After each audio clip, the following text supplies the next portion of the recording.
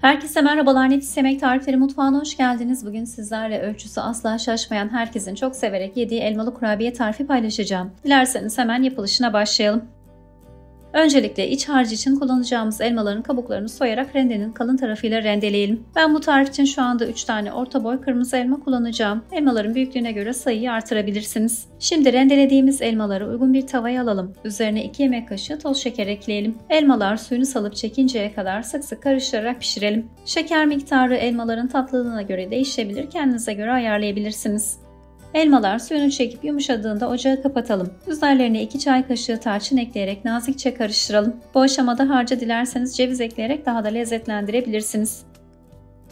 Harcı ocaktan aldıktan sonra hızlıca soğuması için ayrı bir tabağa aktaralım. Diğer taraftan kurabiye hamuru için yoğurma kabına 125 gram tereyağı veya margarin, yarım çay bardağı sıvı yağ, 1 tane yumurta, yarım su bardağı nişasta, 1 su bardağı pudra şekeri ve 1 çay kaşığı kabartma tozunu alalım.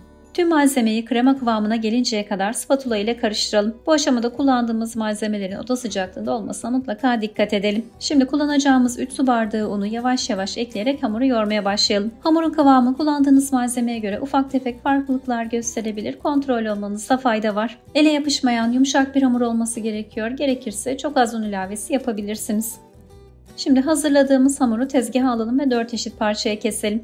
Parçalardan ilkini bir oklava veya merdane yardımıyla açmaya başlayalım. Yumuşak bir hamur olduğu için kolaylıkla açılacaktır. Yapışmaması için hafif hafif un serpiştirebilirsiniz. Ben bu şekilde açarak şekil vermeyi tercih ettim. Dilerseniz cevizden biraz daha büyük parçalar koparıp tek tek de açabilirsiniz. Şimdi bir bardak veya kalıp yardımıyla hamurdan daireler keselim. Hamurun kenarlarında oluşan fazlalıkları daha sonra kullanmak için ayıralım. Ortaya çıkan dairelere bıçakla çizikler atalım. Çizik olmayan kısmı hazırlayıp soğuttuğumuz elmalı harçtan boyayarak yerleştirelim. Hamuru elimizle nazikçe rulo haline getirelim. Daha sonra uçlarını ortaya doğru çekerek C şeklini verelim. Ayırdığımız kenar parçalarla birlikte ben toplamda bu ölçülerle 25 tane kurabiye elde ettim. Verdiğiniz şekle göre bu sayı farklılık gösterebilir.